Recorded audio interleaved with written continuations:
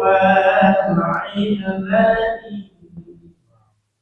أطلع على الإسلام والإيمان يا ربنا بالمصطفى العدناني اغفر ذنوبي ثم أصلح ثاني اغفر ذنوبي ثم أصلح ثاني اللهم صل وسلم وبارك عليه وعلى آله. فاتحة.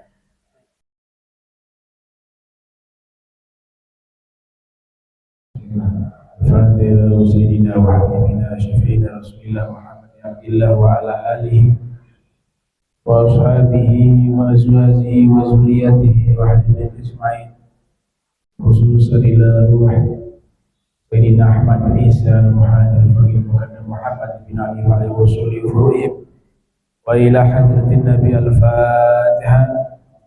أعوذ بالله من الشيطان الرجيم بسم الله الرحمن الرحيم الحمد لله رب العالمين الرحمن الرحيم مالك يوم الدين إياك نعبد وإياك نستعين اهدنا الصراط المستقيم صراط الذين أنعمت عليهم غير المغضوب عليهم ولا الضالين آمين.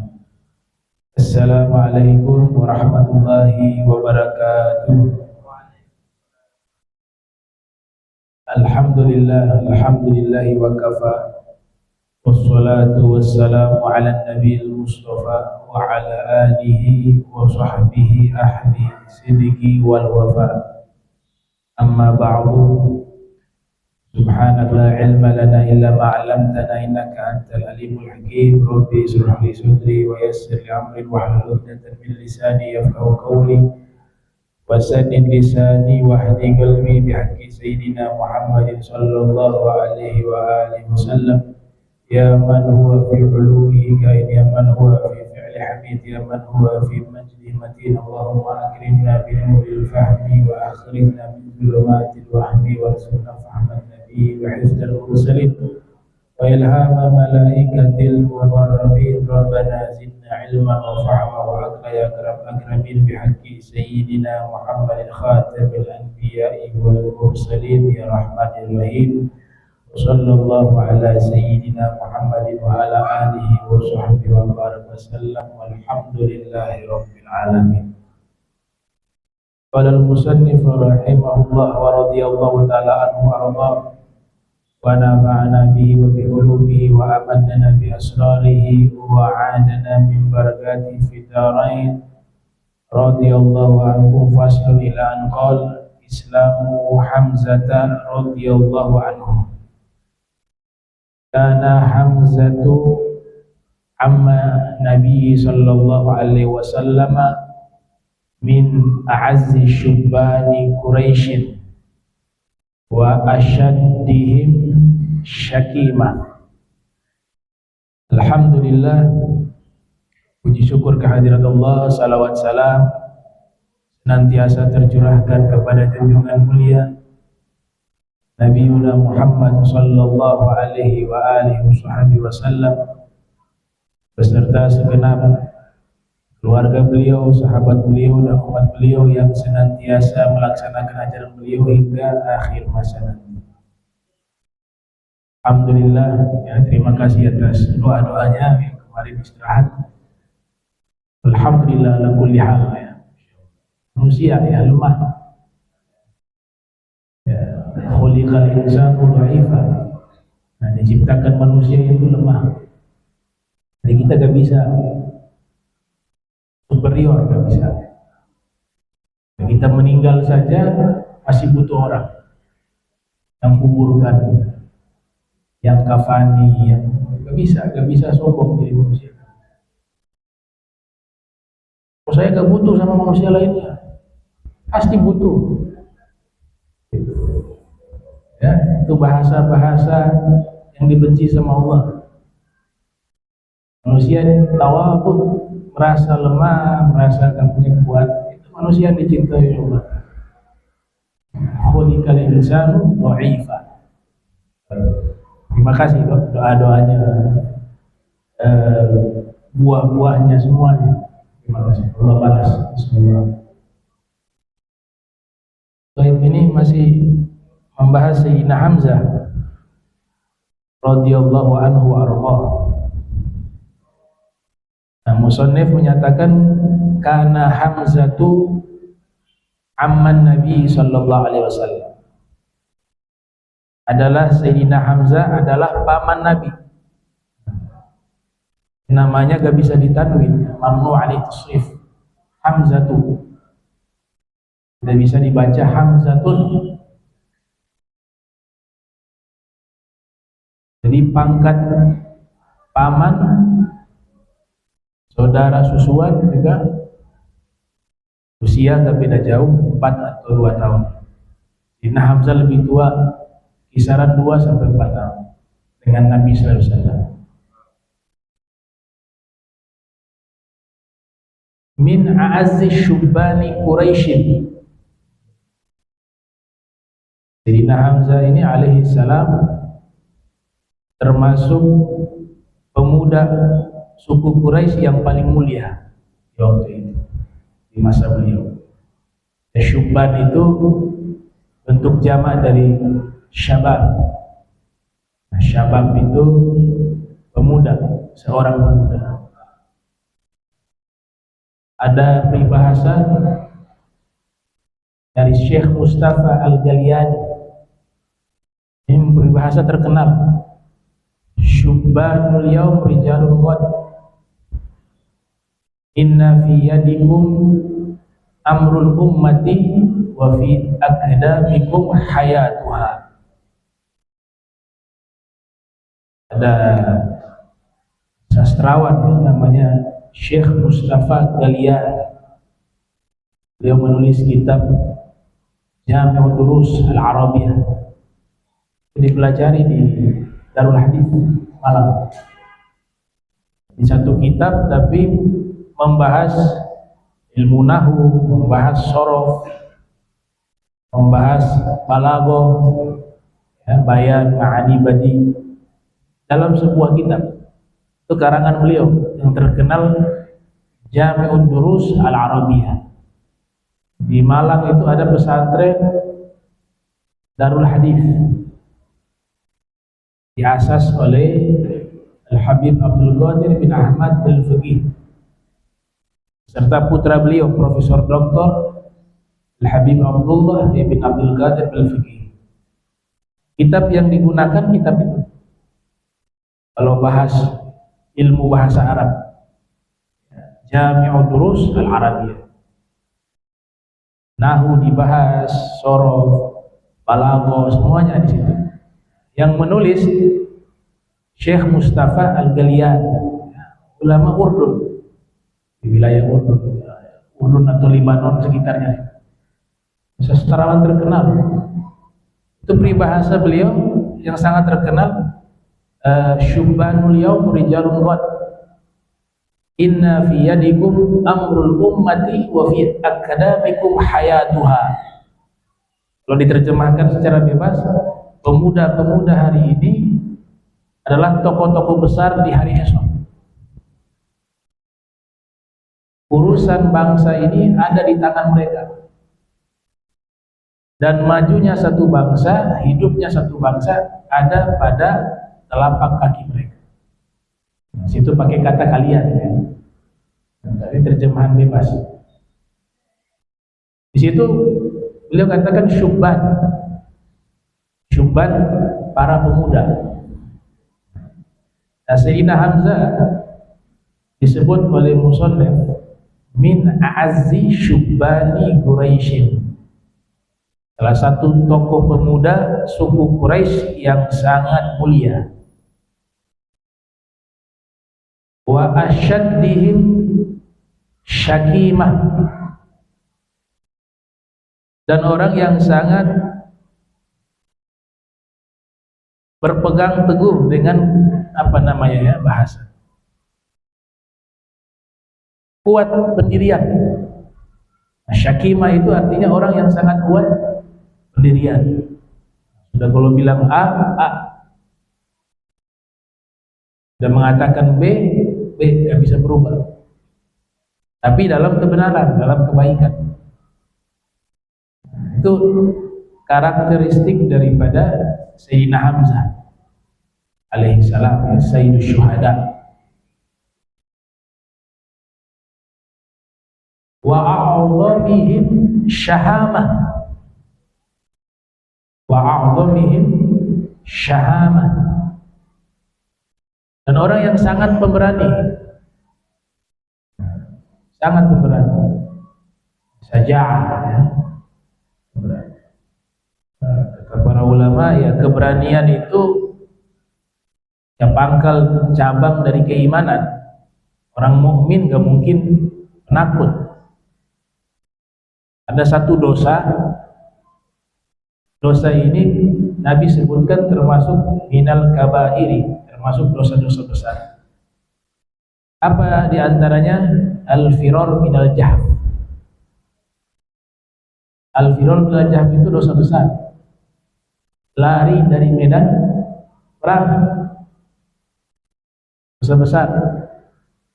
Kalau lari mundur untuk atur siasat, beda ya. Ini lari karena takut nih. Itu dosa besar. Jadi sifat penakut itu mendatangkan dosa besar. Karena lari dari medan perang itu dosa besar. Al-firar minal jahf. Sayyidina Hamzah pantang itu. Sayyidina Ali kalau perang gak pernah lihat jumlah, mau musuh banyak sedikit sama. Nah hebatnya Nabi kita Sallallahu Alaihi Wasallam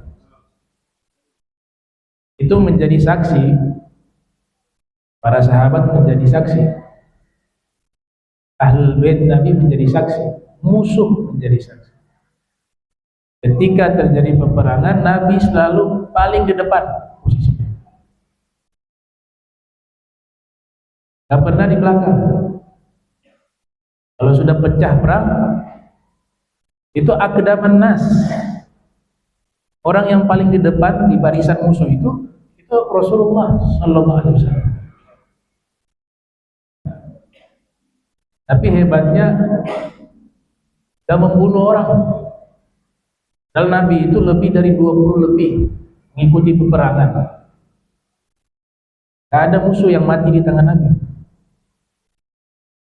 Saking Nabi rahmatnya, gak mau ada orang wafat atau mati di tangan beliau. Ada satu orang, tapi itu disebutkan karena rasa takutnya itulah yang membuat dia mati. Tapi secara keseluruhan Nabi selama mengikuti peperangan tidak pernah membunuh musuh. Ini kan aneh. Dalam situasi peperangan posisi beliau paling di depan, tapi dari pihak musuh gak ada satupun yang mati di tangan Nabi Sallallahu Alaihi Wasallam. Para ulama ya, karena Nabi kasihan kalau ada satu orang itu mati di tangan beliau, ini manusia azabnya paling berat di neraka. Rasulullah tidak mau. Ini mungkin hanya tangkis ya kalau bahasa kita. Padahal kekuatan beliau boleh itu. Kekuatan beliau itu 1:100. Kata Syekh Al-Qadhi Syekh Yusuf Nabhani. Dan agama Islam bukan hadir untuk berperang sebagaimana yang dituduhkan oleh orang-orang orientalis ya. Tapi bertahan. Hampir semua peperangan itu terjadinya di kota Madinah. Ya, sebut saja perang Badar, adanya di mana? Di Madinah. Artinya posisi kaum muslim diserang. Kalau posisi peperangan itu terjadi di Makkah di saat Nabi telah hijrah, nah itu bisa jadi menyerang. Tapi kan Badar di Madinah, musuh yang datang menyerang, bela diri. Uhud juga di Madinah, Khandaq juga di Madinah. Ada beberapa peperangan di luar, di Tabuk, yaitu karena pengkhianatan dari musuh yang melanggar aturan pada waktu itu. Aturan perang pada waktu itu dilanggar. Itu pun tidak terjadi peperangan kecuali hanya perang Tabuk gak jadi. Perang Tabuk itu di luar Madinah, di luar Jazirah Arab, Jordania. Tapi tidak pecah perang. Yang pecah perang itu perang Mu'tah di luar Arab ya. Nah, itu menghadapi Romawi. Nah, bangsa Romawi waktu itu melanggar perjanjian perang. Tapi selebihnya di Badar, Uhud, Khandaq, itu semuanya lokasinya di Madinah. Itu menunjukkan bahwa agama Islam bukan hadir untuk berperang, tapi membela diri pada waktu itu. Membela diri. Fala udwana illa 'ala dzalimin. Kalaupun berperang terhadap kezalimannya. Tidak ada permusuhan terkecuali terhadap orang-orang yang zalim. Itu prinsip di dalam ajaran Islam. Wa Sayyidina Hamzah, kata musannif, orang yang sangat pemberani. Wa bihi wa bi amiril mu'minin Ali radhiyallahu anhuma qatalallahu ru'usal kufri bi Badrin. Sayyidina Hamzah, begitu juga Sayyidina Ali. Allah Subhanahu wa taala memusnahkan pembesar-pembesar kufur yang ada di Badar dengan sebab mereka. Nah, teman lalu sudah kita sampaikan ya, ada tokoh musyrikin pada waktu itu bernama Utbah bin Rabi'ah. Itu mati di tangan Sayyidina Hamzah. Ya, tokoh musyrikin, sangat memusuhi Islam.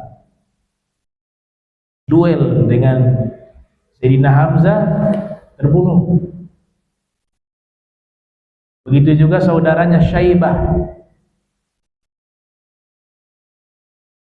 anaknya Al-Walid bin Utbah, terbunuh di tangan Sayyidina Ali alaihissalam. Ini tokoh-tokoh musyrikin terbunuh di perang Badar. Nah, Badar itu satu tempat, di situ dulu ada sumur. Ya, Syekh Yaqut Al-Hamawi menyebutkan dulu tidak ada penghuni di situ, datang satu orang namanya Badar. Nah, orang inilah yang menggali sumur di situ, kemudian keluarlah mata air. Dinisbatkan namanya Badar. Peperangan itu terjadi di tempat tersebut, maka dinamakan perang Badar.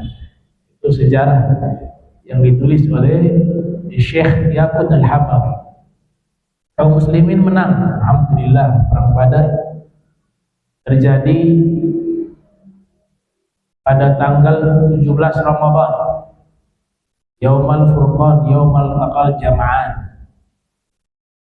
Ya, kaum muslimin jumlahnya 313 atau 314. Sebagian mengatakan 314 ditambah Nabi. Sebagian sejarawan mengatakan 313 sudah termasuk Rasul sallallahu alaihi wasallam. Musuh ya hampir 1000. Hampir 1000. Nah, kaum muslimin yang wafat di perang Badar kurang lebih jumlahnya 14 orang. Ya, syuhada. Sedangkan dari pihak musyrikin 70 orang terbunuh. 70. Dan 70 lainnya ditawan menjadi tawanan perang. Tokoh-tokoh besar daripada orang-orang musyrikin termasuk Abu Jahal itu terbunuh di perang Badar. Abu Jahal terbunuh di perang Badar. Utbah bin Rabi' terbunuh perang Badar. Al-Walid, kemudian Syaibah dan tokoh-tokoh lainnya.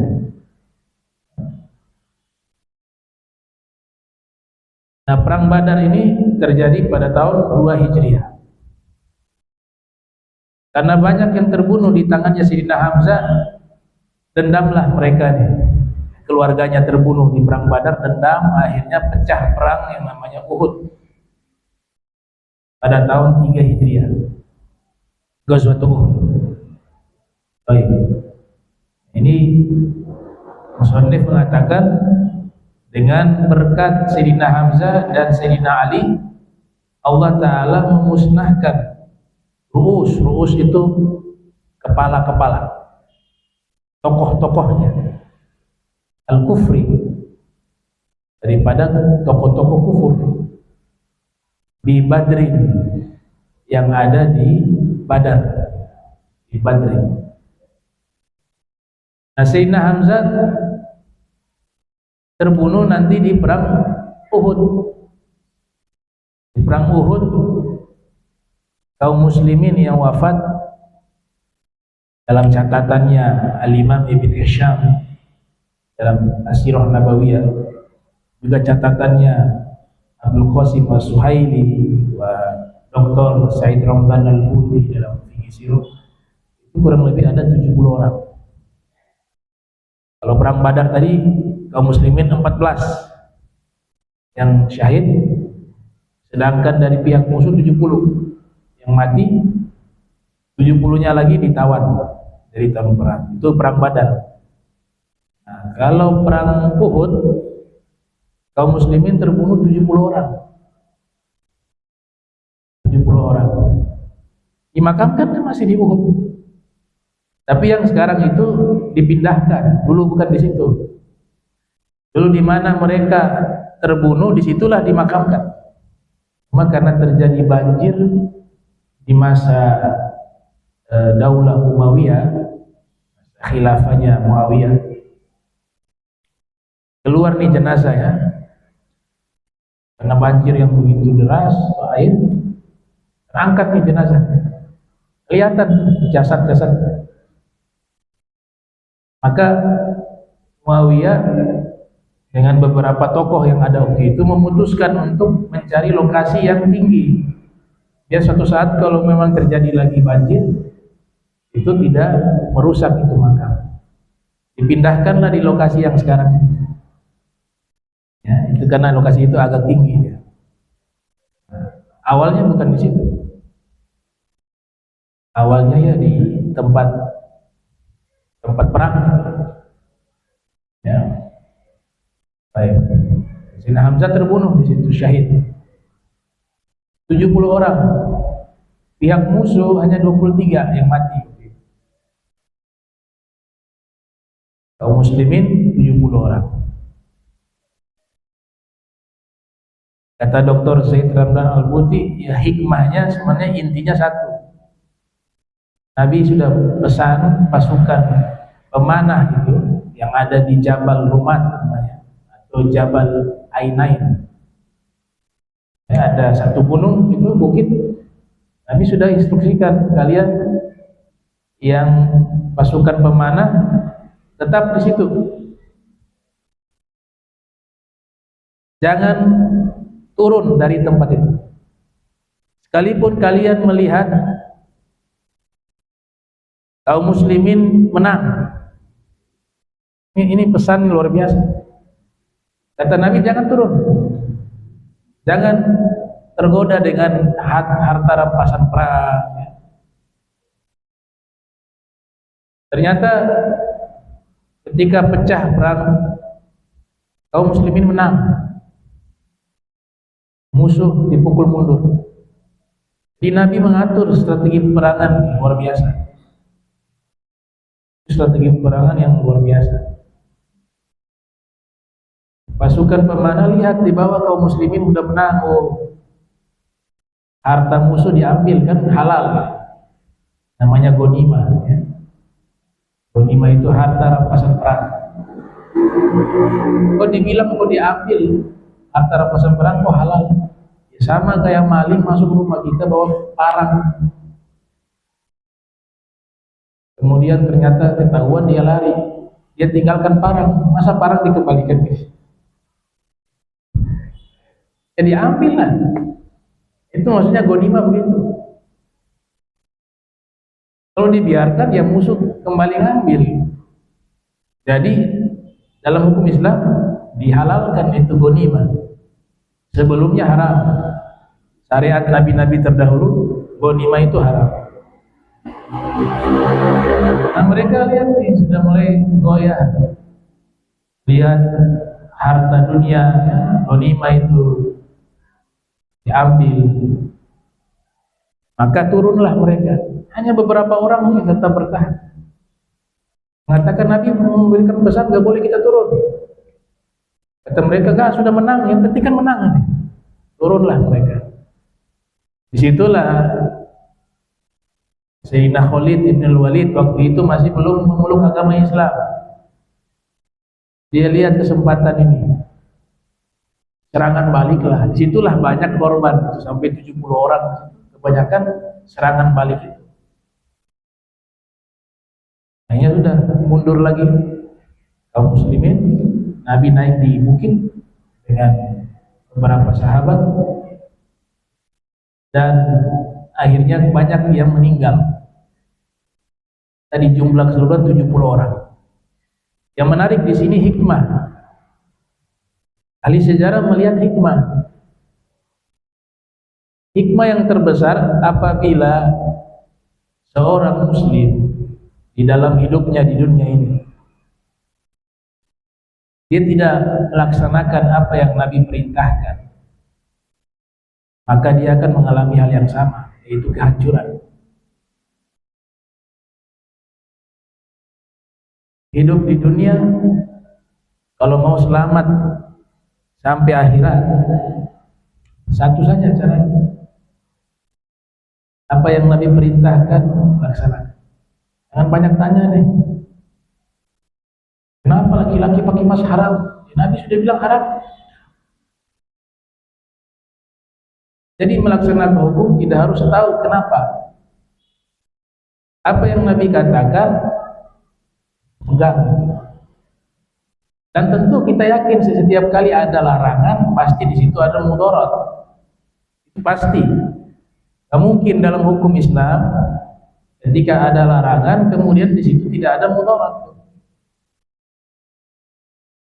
Tapi yang menjadi inti dari hikmah tersebut, jika seseorang melanggar, walaupun hal itu bukan hal yang haram, jadi dia turun ambil ghanimah, bukan hal yang haram, boleh. Tapi perkaranya itu adalah Nabi kan sudah larang. Ketika Nabi sudah melarang, sekalipun itu dalam hukum tidak haram, jangan kita lakukan. Kalau mau selamat di dunia dan di akhirat. Itu hikmah yang dipetik oleh para sejarawan melihat peristiwa itu. Tapi kalau ikut semua apa yang Nabi perintahkan, semua yang Nabi perintahkan, Nabi larang kita laksanakan, yang dilarang kita tinggalkan, yang Nabi perintahkan kita laksanakan, maka hasilnya adalah kebahagiaan, keselamatan di dunia maupun di akhirat. Ini sederhana hidup kita nih. Ya, beberapa masyayikh bilang hidup ini di dunia simple. Hanya menanti-nanti waktu sholat. Bangun malam, tahajud, sebentar mau sholat subuh. Sholat subuh, sebentar mau sholat zuhur. Orang yang pikirannya hanya masalah-masalah kewajiban agama yang Allah wajibkan pada kita, yang dia pikirkan hanya itu, maka urusan yang lainnya dicukupkan oleh Allah. Tapi kalau pikirannya sudah ke tempat yang lain, maka akan sangat sulit untuk bisa menjamin orang ini akan selamat di akhirat. Itu hikmah ya. Nah, itu saya baca hikmah ini hampir berapa? 10 tahun lalu. Ada ulama Suriah namanya Dr. Mustafa As-Sibai. Bagus kitab Sirah Nabawiyahnya, di situ ada durus wa ibar. Setiap ada peristiwa dalam sejarah Nabi, beliau ambil hikmahnya, ambil pelajarannya. Baik. Ada Hamzatu min khansihi yauman. Sayyidina Hamzah pernah satu waktu pulang dari khansih. Khansih ini apa? Berburu. Dia senang berburu. Falamma dakhala syawari' Makkah qalat lahu imra'atun. Maka tatkala beliau masuk ke jalan yang ada di kota Makkah, ada seorang perempuan berkata kepada beliau. Jadi ini Sayyidina Hamzah belum, ceritanya ini belum memeluk agama Islam, tapi beliau sangat mencintai Nabi, walaupun waktu itu belum memeluk agama Islam. Nah, ada seorang wanita berkata kepada Sayyidina Hamzah, "Lau ra'aita ya Aba Amarah ma laqiya ibnu akhika Muhammad qabla an ta'tiya min Abil Hakam ibn Hisham ta'ani Aba Jahlin laqad sabbahu wa adahu fahtumila Hamzah al-ghadab." Sayyidina Hamzah baru pulang dari berburu, masuk ke kota Makkah. Ada perempuan mengatakan, seorang perempuan, "Wahai Aba Amarah," dia punya anak namanya Amarah, dipanggilnya wahai bapaknya Amarah, maksudnya Sayyidina Hamzah. Seandainya kau lihat tadi apa yang menimpa saudaramu, anak saudaramu, karena Nabi kan ponakan, anak saudaramu. Sayyidina Hamzah saudara dengan ayahnya Nabi SAW, Sayyidina Abdullah. Tadi satu abah lain ibu, ya, satu abah tapi ibu berbeda. Sayyidina Abdullah punya ibu berbeda. Sayyidina Hamzah juga ibunya lain, ya, tapi abahnya Abdul Muttalib. Abdul Muttalib ibunya orang Madinah. Salma An-Najjariyah menikah dengan Sayyidina Hashim. Sayyidina Hashim menikah di Madinah. Sayyidina Abdul Muttalib tumbuh dari usia anak-anak di Madinah. Baik. Dia katakan, "Ya Aba Amarah," ini wanita ini mengatakan, "seandainya kau melihat tadi apa yang ditimpa oleh anak dari saudaramu sebelum kamu datangi Abi Hakam bin Hisham, Abu Jahal." Abu Jahal disebut dengan Abul Hakam bin Hisham, ta'ni Aba Jahal, yang dia maksud Abu Jahal.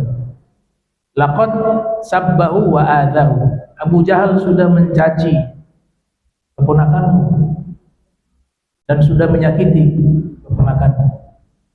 Itu Rasul sallallahu alaihi wasallam. Fahtumila Hamzah al-ghadab. Inna Hamzah marah, emosi.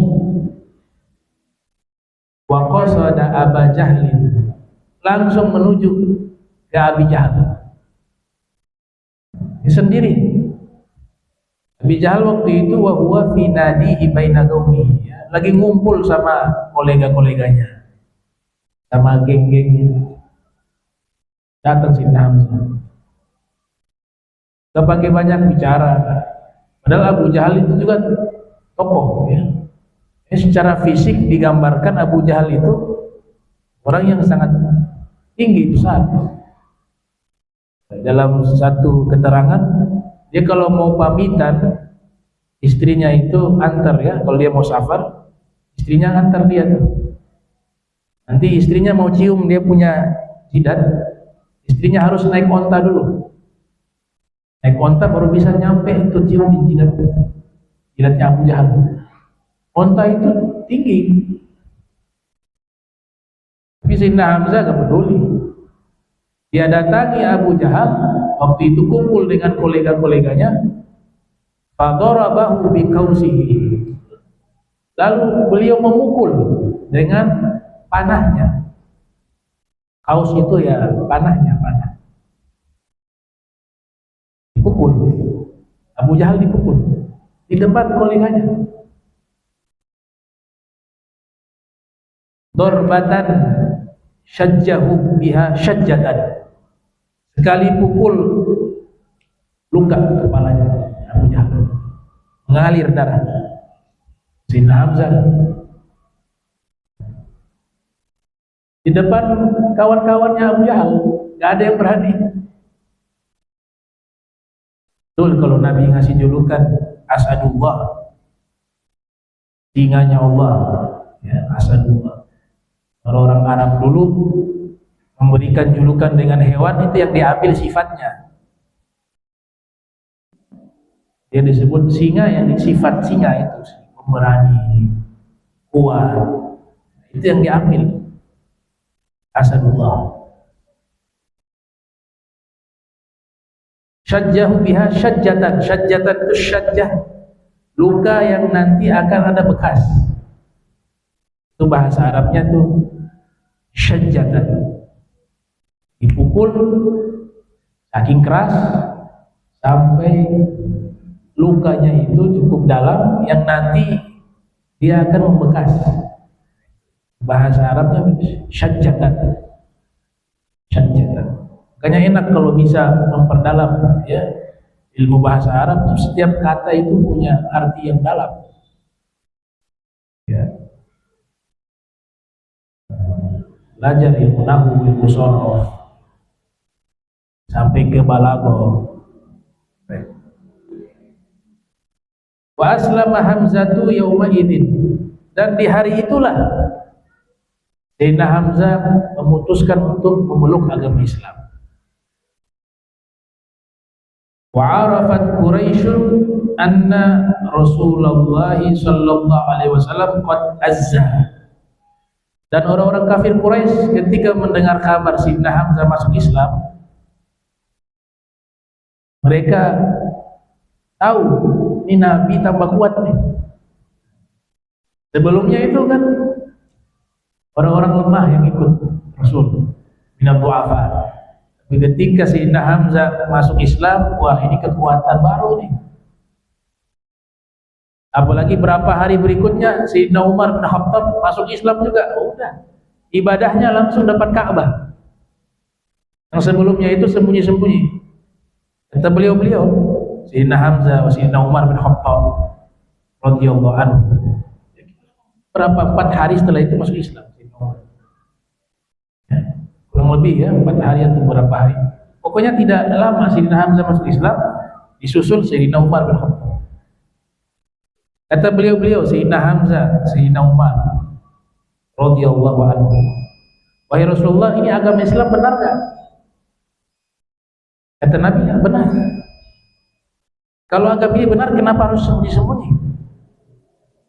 Ayo kita ibadah depan Ka'bah biar semua orang tahu. Keluarlah Nabi SAW dengan beberapa sahabat. Di samping kanan kirinya ada Sayyidina Hamzah, Sayyidina Umar bin Khattab. Nggak ada yang ganggu. Kata Sayyidina Abdullah bin Mas'ud, baru hari ini kami bisa ibadah depan Ka'bah dan di depan pembesar-pembesar kafir Quraisy. Nah, dua tokoh ini memang dikenal sangat berani. Sayyidina Umar bin Khattab radhiyallahu anhu wa Sayyidina Hamzah. Wa anna Hamzata sayamna'u, dan orang-orang kafir Quraisy percaya dan yakin kalau Sayyidina Hamzah ini sudah masuk Islam pasti akan dilindungi Nabi SAW. Dia sangat cinta sama Nabi. Beliau sangat cinta. Nabi juga sangat menghormati dan mencintai Sayyidina Hamzah radhiyallahu anhu warḍah. Jadi disebut pemimpin para syuhada. Wah, ada gelar yang istimewa seperti itu. Orang yang sudah mati syahid itu sudah istimewa. Ya. La taqulu liman yuqtalu fi sabilillah amwat. Wala tahsabanna alladziina qutilu fi sabilillahi amwata bal ahya 'inda rabbihim yurzaqun. Menyatakan jangan kalian menyangka orang yang terbunuh di jalan Allah itu mati. Itu kemuliaan. Nah, beliau dikasih gelar oleh Nabi sallallahu alaihi wasallam Sayyidu Syuhada, pemimpin seluruh syuhada. Jadi hari kiamat pemimpinnya Sayyidina Hamzah alaihi salam. Fakaffu an ba'di ma yanalunahu minhu minal adab. Fakaffu an ba'di. Karena Sayyidina Hamzah sudah masuk Islam, orang-orang kafir Quraisy juga tahu pasti kalau mengganggu Nabi pasti akan dilindungi. Maka mereka membatalkan sebagian niat mereka untuk menyakiti Nabi. Hanya gak berani menyakiti Rasulullah. Kemana Nabi berjalan, di situ ada Sayyidina Hamzah.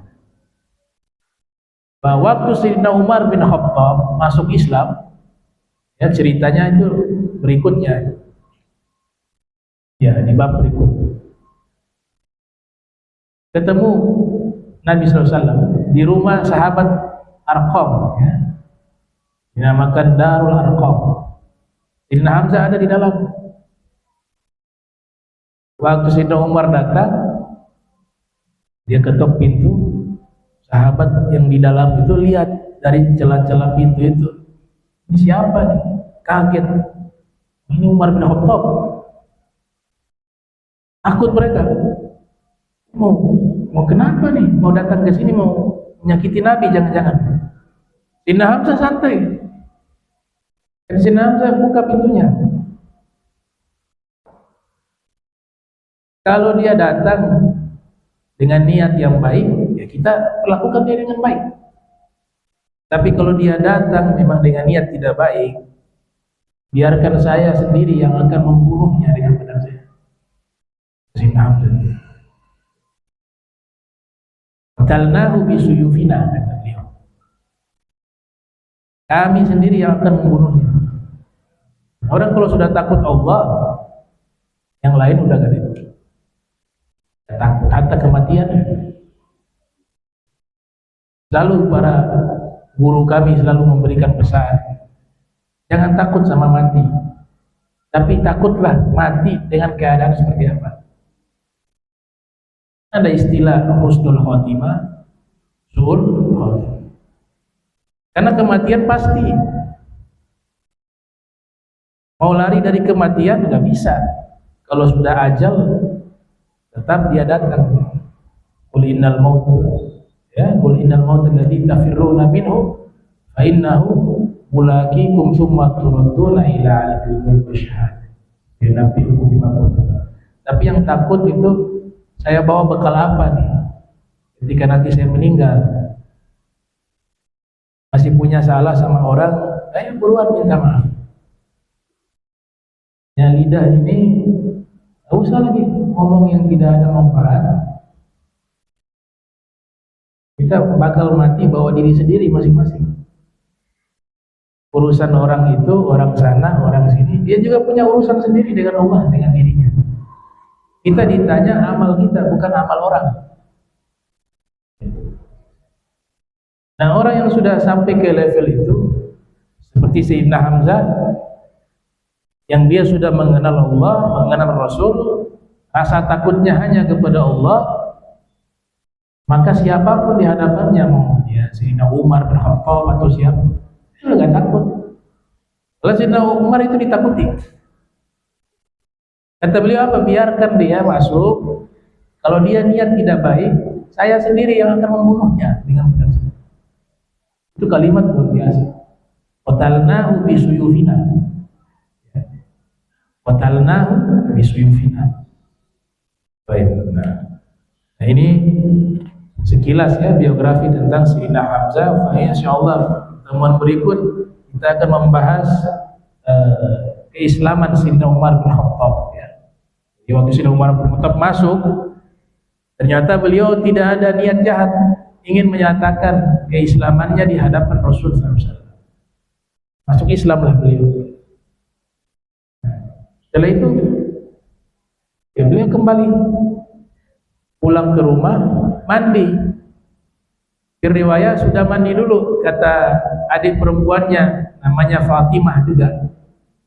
Ya karena mendengar bacaan surat Toha, Allah beri hidayah di hatinya. Nah itu nanti kita bahas di pertemuan berikut. Allahumma jam'ana hadza jam'an wa tafarraqna tafarruqan ma'suma wa la tajmina lamina sakila mahruma. Subhanaka bihamdika astaghfiruka wa atubu ilaik. Wa sallallahu alaihi Muhammadin wa ala alihi wa sahbihi wa sallam. Wa assalamu alaikum warahmatullahi wabarakatuh.